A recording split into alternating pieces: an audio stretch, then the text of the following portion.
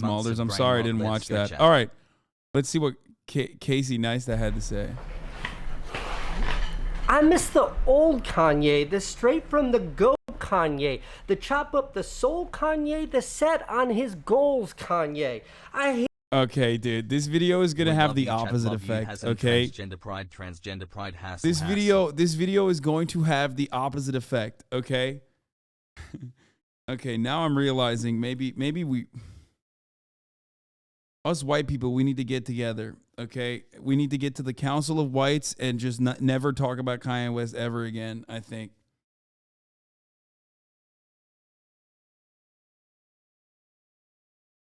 Like a.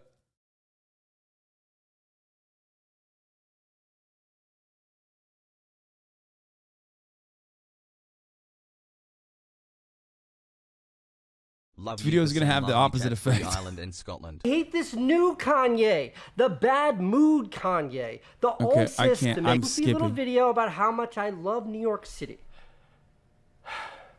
But I open up Twitter and every other tweet is about Adidas dropping Kanye. I open up Instagram and every post is someone saying, I stand with my Jewish friends.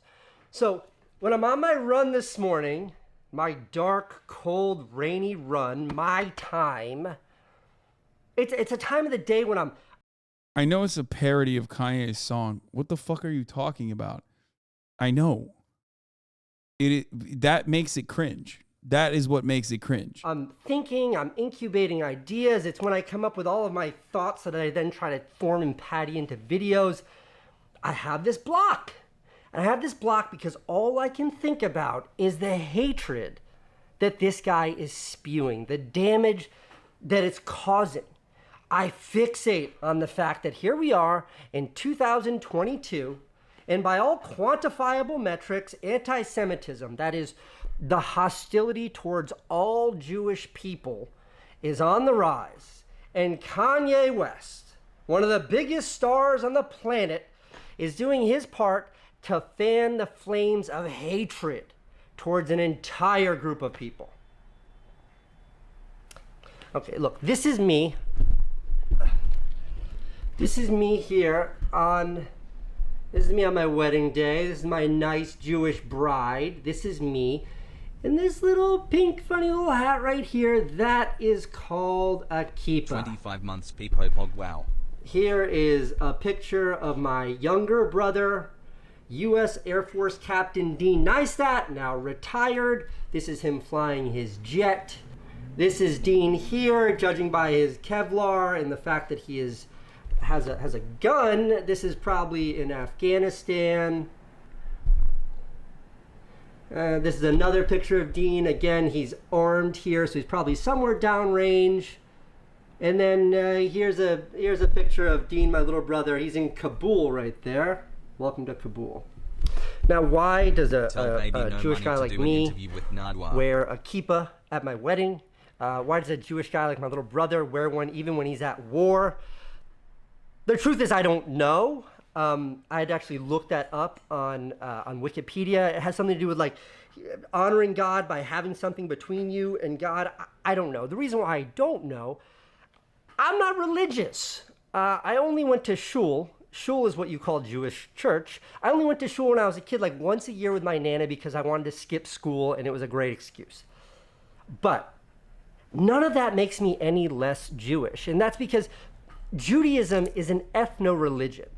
And what that means is, for most Jewish people, you're born Jewish. And you don't get to choose whether you're Jewish any more than a black person chooses whether they're black. And while my feelings about religion are undefined, I'm immensely proud of my Jewish background and heritage.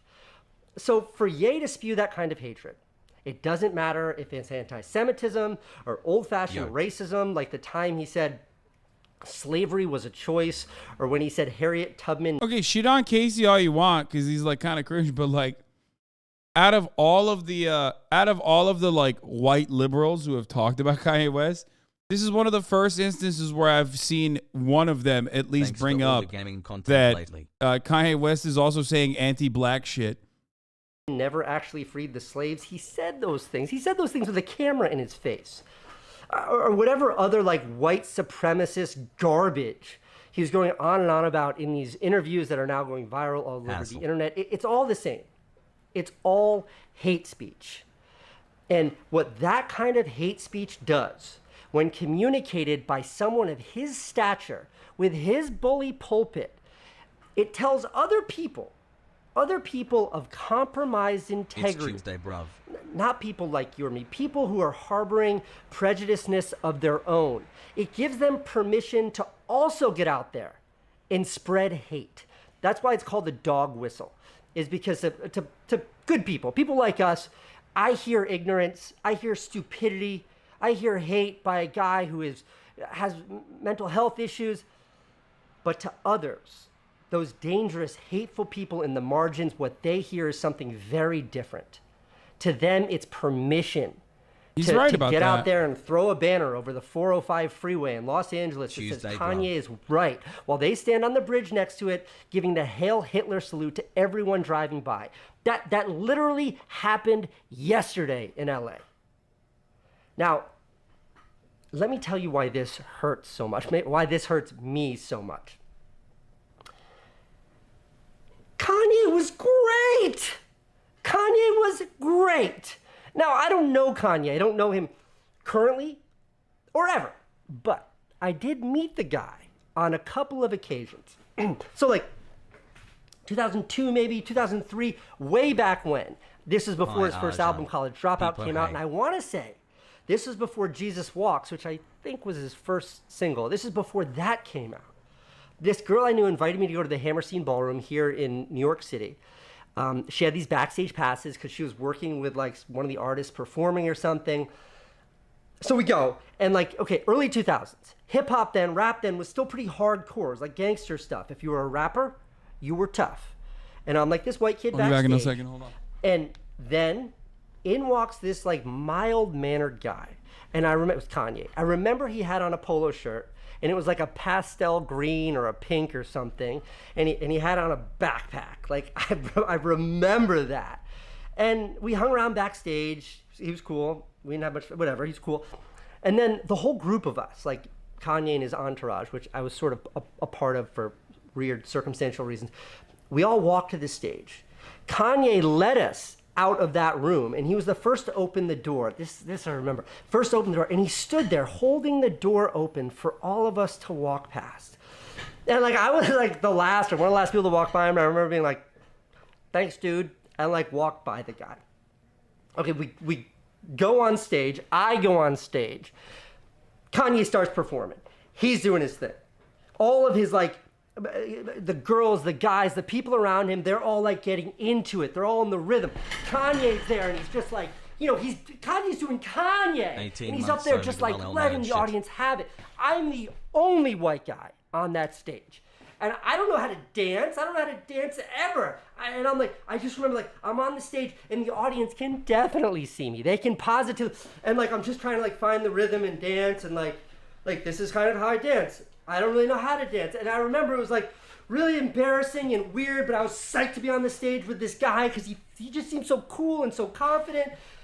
It was embarrassing and amazing all at once. That was the first time I met Kanye. I still don't know how to dance, by the way. Okay, a decade later, by now Kanye has become Kanye.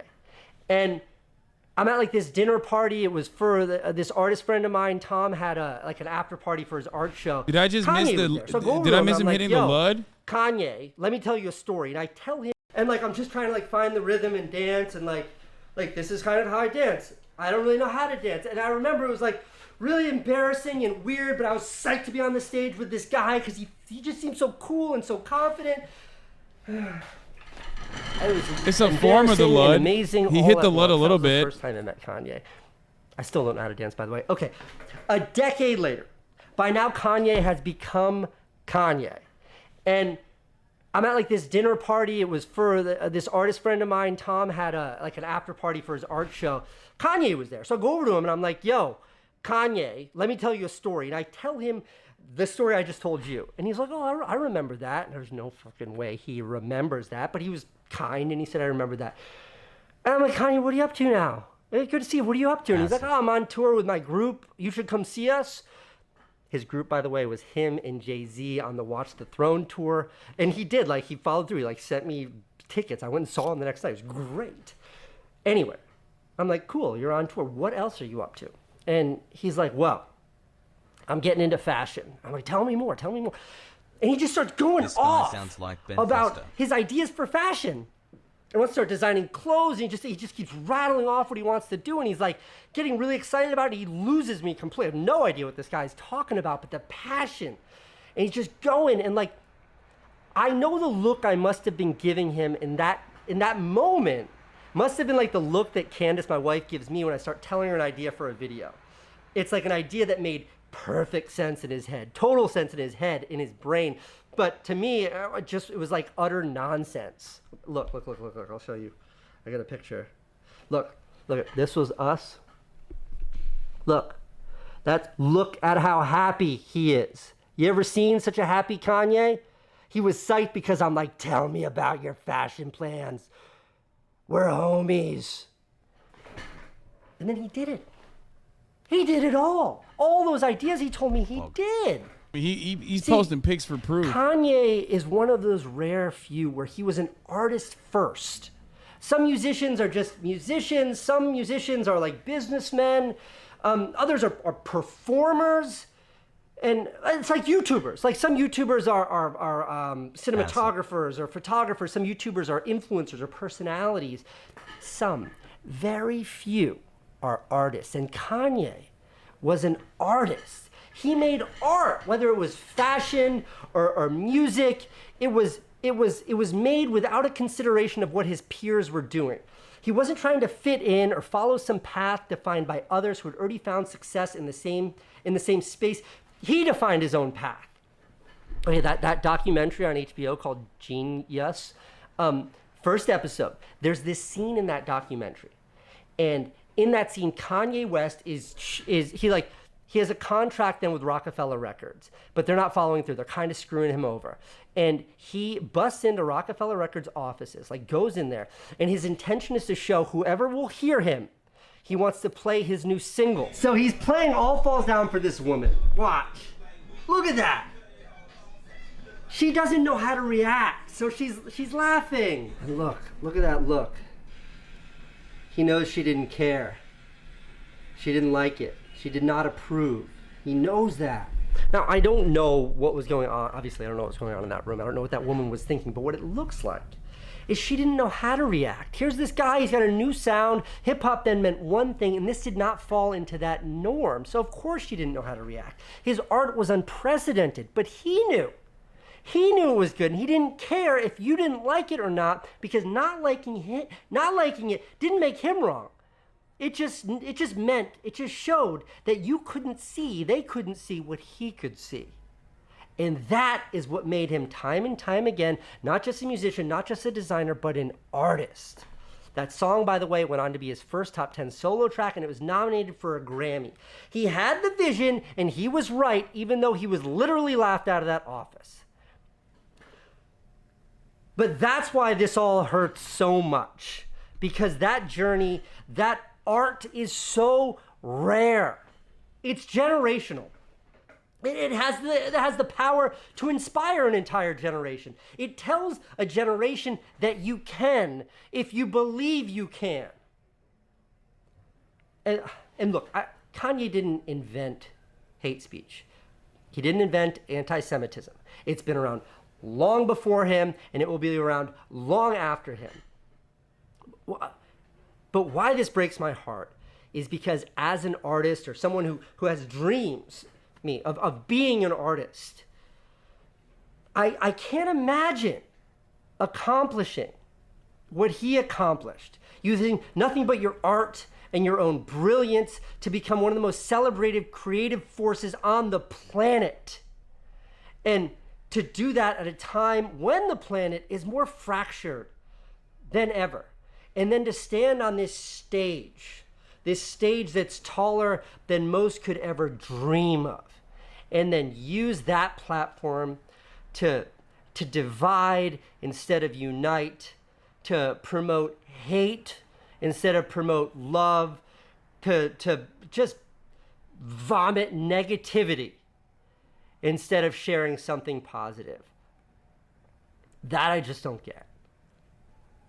That I'll never get. Okay, I mean, yeah, it's just his own personal experience as a Kanye stan. That's you. it. I thought that there was going to be more about it, but like, everybody calm down. Like, it's fine. You know, Casey Neistat at a certain point was like a massive cultural influence on YouTube. You guys might not be familiar with it. It's fine. It's not like, you know, everyone is just like so vibes based in the way that they fucking operate.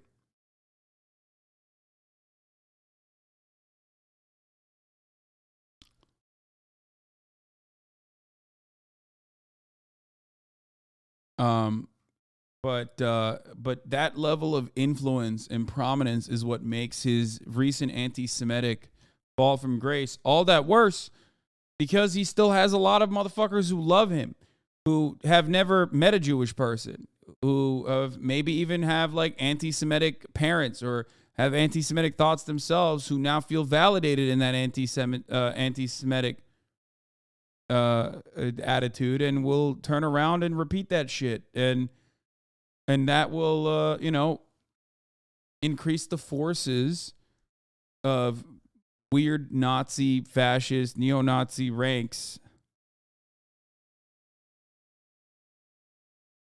So it's not good. It's not good at all.